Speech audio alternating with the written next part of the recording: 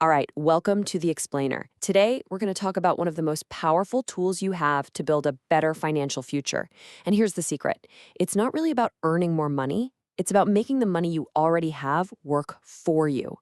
We're going to break down the huge difference between saving and investing and show you why the most important financial decision you can make is probably the one you make today. So let me just ask you this straight up. You work hard for your money, right?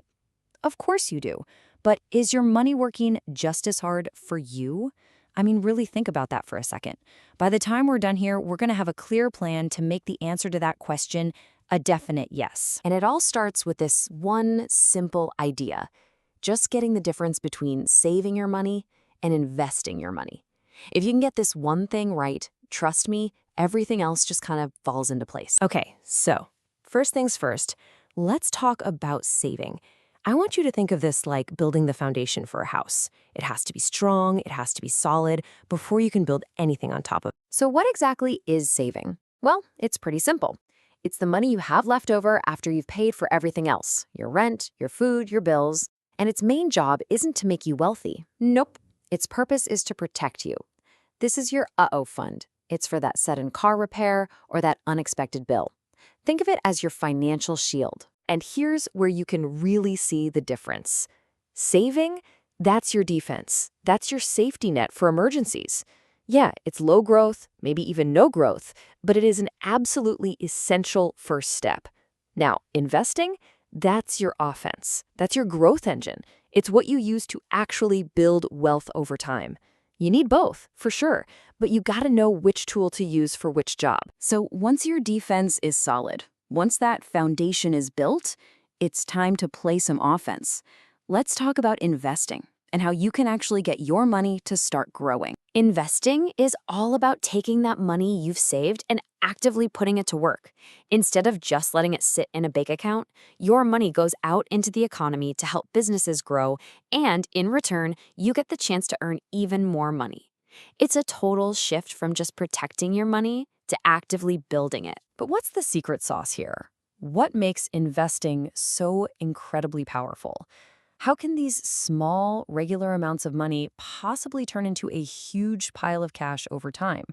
Well, it comes down to this one incredible force, something that works quietly in the background. And that force is called compound interest.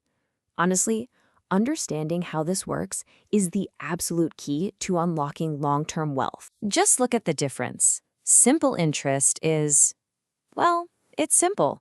You earn interest only on the money you first put in. It's a straight line. But compound interest? Oh, this is where the magic is. You earn interest on your initial money and on all the interest that you've already earned.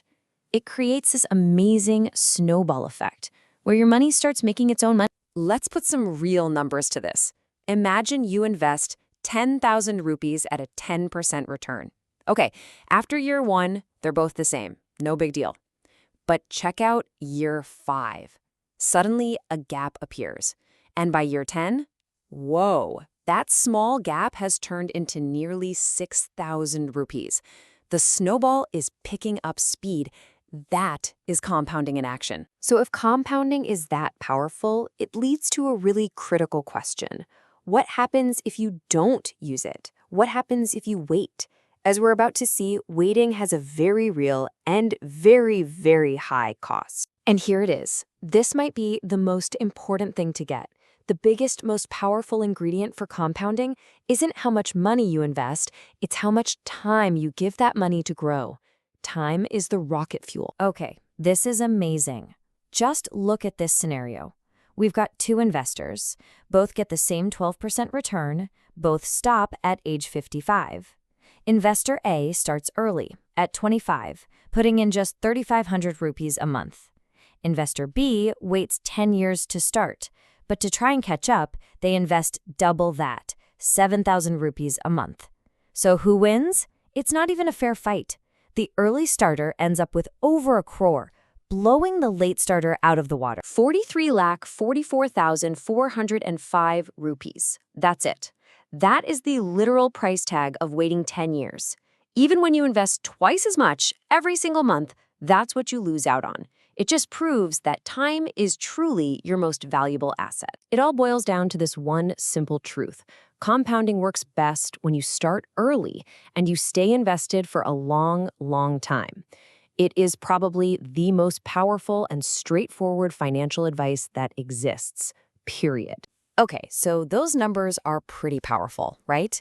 The natural next question is, all right, I get it, but how do I actually do this?